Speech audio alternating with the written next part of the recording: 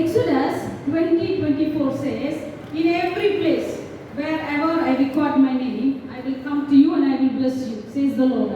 யாத்திரையாகமம் 20ஆம் அதிகாரம் 24ஆம் வசனத்திலே கர்த்தர் இப்படியாய் சொல்கிறார், என்னை மகிமைப்படுத்தும், என்னை பிரஸ்தாபப்படுத்தும் எந்த ஸ்தானத்திலும் உன்னிடத்தில் வந்து உன்னை ஆசீர்வதிப்பேன். See, place means we always think about the physical place or the building or the stage that we are standing on. நாம் இடம் என்று சொன்னவுடனே இந்த பூமிக்கு உரிய கட்டிடத்தையோ அல்லது நாம் நிற்கக்கூடிய ஒரு மேடையையோ அப்படிதான் நாம் நினைப்போம். Yeah, it is true. See, let's assume that this is true for a while. அதுதான் உண்மை என்று கொஞ்ச நேரம் வேணா அதை நம்புவோம். But I want to ask you one question here. How about the place that is there in your heart? ஆனால் ஒரு கேள்வி உங்களுக்கு கேட்க விரும்புகிறேன். உங்கள் இருதயத்திலே இருக்கிற அந்த இடம் எப்படிப்பட்டது? How about the place that is there in your mind? உங்களுடைய மனதில் இருக்கிற அந்த இடம் எப்படிப்பட்டது? How about the place that is there in your loins? உங்களுடைய வாழ்க்கையிலே இருக்கக்கூடிய அந்த இடம் எப்படிப்பட்டது? I want to tell you something.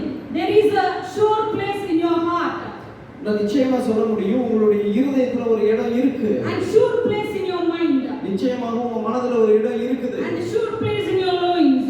உங்களுக்குள்ளாக ஒரு இடம் உண்டு. So my point is, let his name, the great name, that should be recorded in your heart and in your mind and in your loins first. உங்களுடைய இருதயத்திலும் உங்கள் மனதிலும் உங்களுக்குள்ளாகவும் இந்த வார்த்தை எழுதப்பட வேண்டும், அவருடைய நாமம் எழுதப்பட வேண்டும். See, he wants to come to that place first that is there in your heart. அவர் உங்கள் இருதயத்திலே இருக்கிற அந்த இடத்திற்கு வர வேண்டும் என்று அவர் விரும்புகிறார். He wants to come and bless you into that mind, that place that is there in your mind.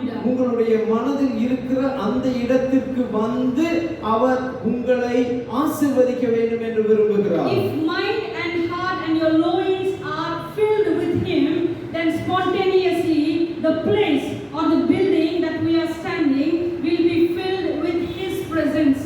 உங்களுடைய மனமும் உங்களுடைய இருதயமும் உங்களுடைய வாழ்க்கையும் அவரால் நிரப்பப்பட்டு அவர் வந்து தங்குகிற இடமாய் இருக்குமே என்றால், நீங்கள் நிற்கக்கூடிய எந்த மேடையாய் இருந்தாலும் எந்த இடமாய் இருந்தாலும் அவருடைய பிரசன்னத்தினால் அது நிரம்பி இருக்கும். So let that filling happen in you first, then automatically the place that we are standing will be filled.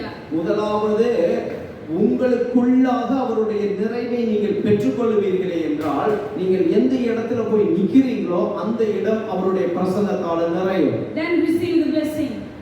தேவனிடத்திலிருந்து அப்பொழுது ஆசீர்வாதங்களை பெற்றுக்கொள்வீர்கள்.